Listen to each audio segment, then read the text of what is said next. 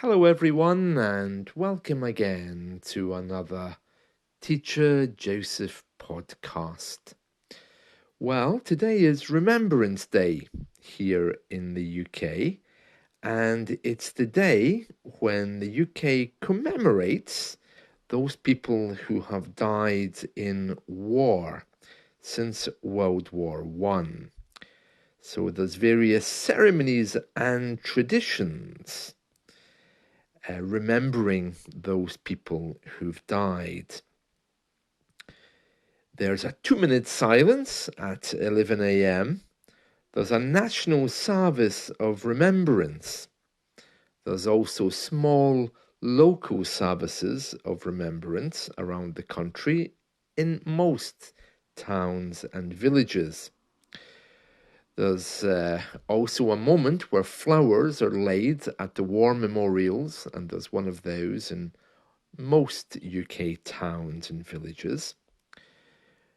A military parade is usually part of that, as well as church services. And then there's usually a musical band which plays the bugle. Now, the bugle is like a very small trumpet which you hold in your hands, and they always play the last post. There's educational aspects to this. Schools across the UK usually participate in these services, and there's also a lot of public participation. The Remembrance Day services in the UK are characterised by being very solemn. Let me just give you a few other adjectives to describe them. Solemn, commemorative. Solemn, by the way, means marked by a serious and respectful atmosphere. Commemorative, serving as a way to remember and honour the fallen, as they refer to the dead. Reflective, encouraging deep thought and contemplation. Historical. Unified, because it brings people together. Traditional. Respectful. Ceremonial. And patriotic. Now, I have to say that I actually tried to make earlier podcasts to tell you about Remembrance Sunday, and I even attended the Remembrance Sunday parade in order to let you hear what it's like. But I don't really appreciate these parades, particularly this one, because it's probably the only one which is left and has been carried over from the days of the British Empire. And it doesn't really reflect what Britain is today. I mean, for me, the British flag is supposed to represent diversity, inclusion. It's supposed to represent a democracy where you can live your life in any way that you want, as long as you obey the law. But this ceremony, because it's so old, tends to be rather white. And if you look at the faces, they're obviously trying to include people of colour, but it doesn't really represent who we are and how we live. So that means that it's very controversial and attracts a lot of anti-war sentiment. Some people view Remembrance Day as being about the military, and there's other people who really are looking for some kind of historical revaluation about the UK's military history and the British Empire. There's people like me who have issues around its inclusivity, as I mentioned earlier. Also, it's incredibly political because it's used by politicians to really push their own agendas. And in a multicultural society like the UK, there's many diverse people who live here from all over the world. And so to talk about how Britain one was, it's a little bit out of date. And also, people like me who are completely pacifist um, uh, oppose the traditional ways of commemorating Remembrance Day. I think probably it would be better if they spent the time building bridges and promoting peace rather than celebrating wars they've won. I mean, I think they're aware of this. They obviously have tried to change it a little bit so that it's now focused on troops and military personnel who are living abroad.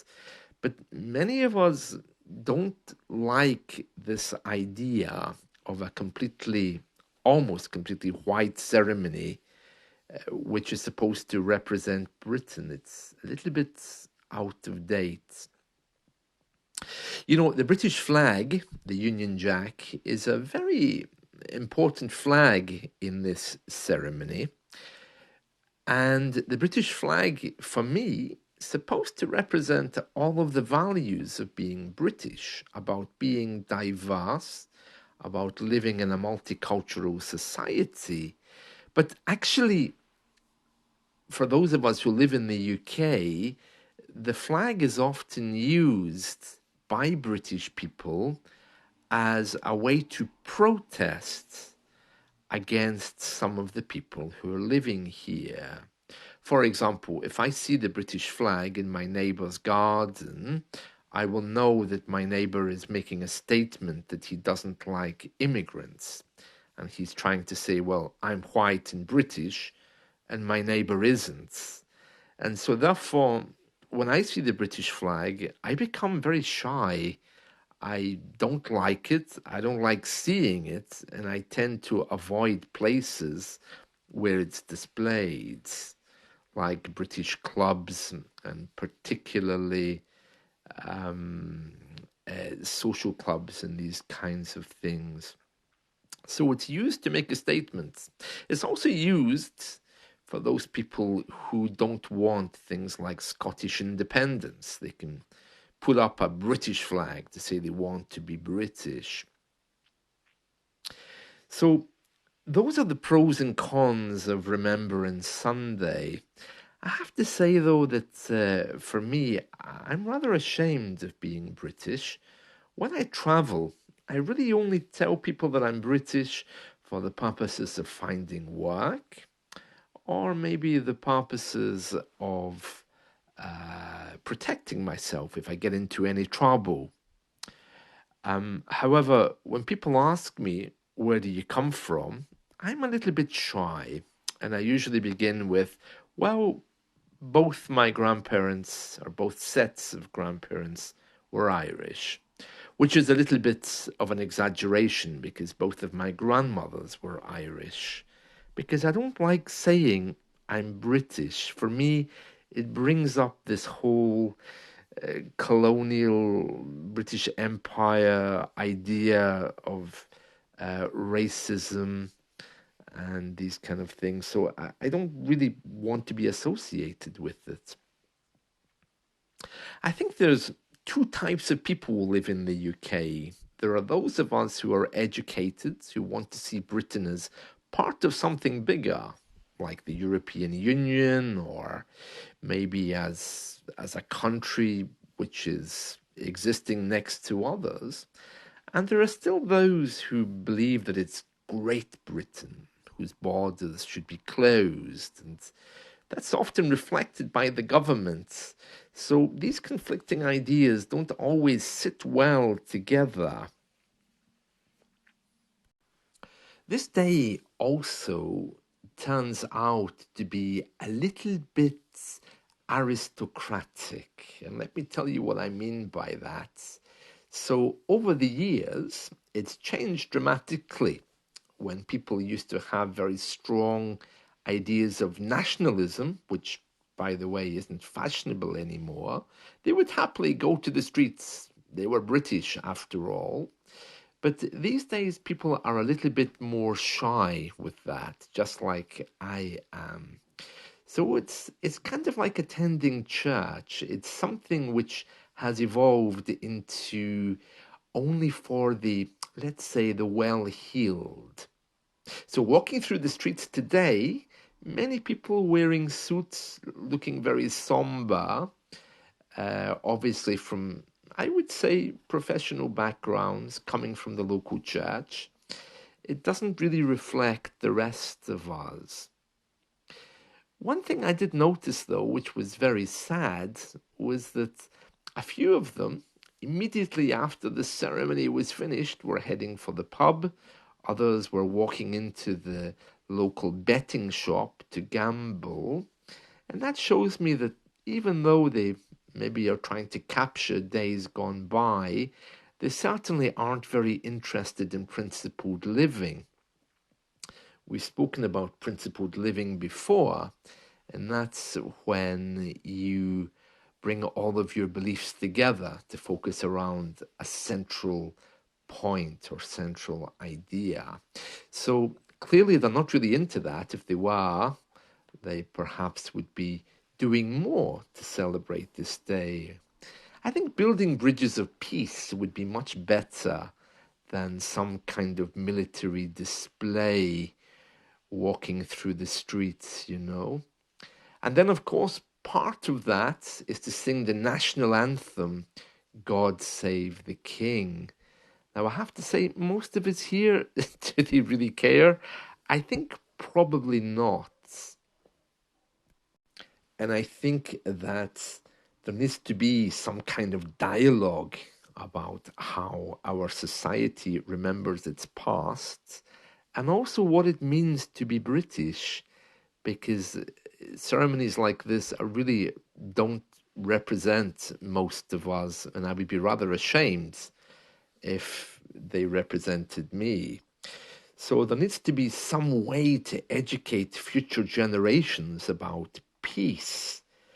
But yeah, as you can hear, there's a complexity and diversity of opinions here on topics such as national history and identity. Yeah, I don't particularly enjoy telling people that I'm British, and I certainly wouldn't be rushing to the front of the queue with my passports in order to state my nationality. Yeah, I'm a little bit shy with that. So there we are. That's Remembrance Sunday.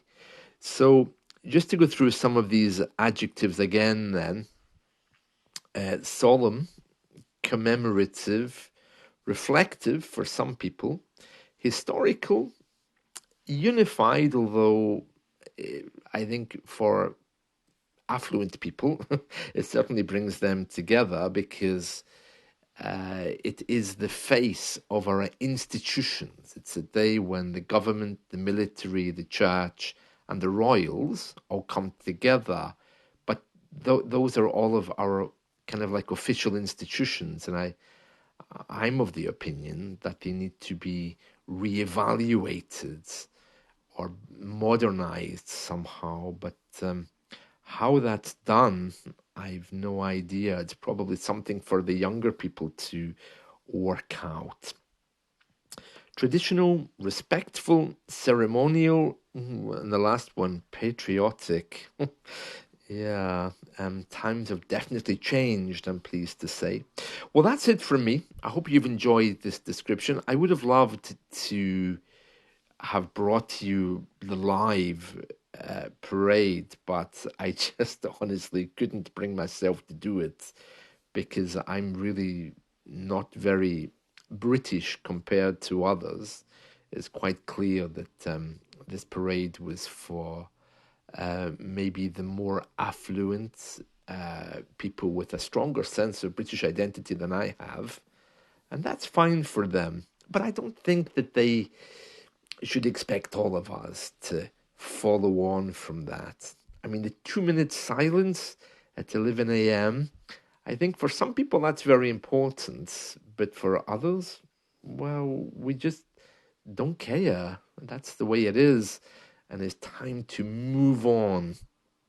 Well, that's my opinion. I hope you found that helpful. Let's talk again soon. See you all. Bye.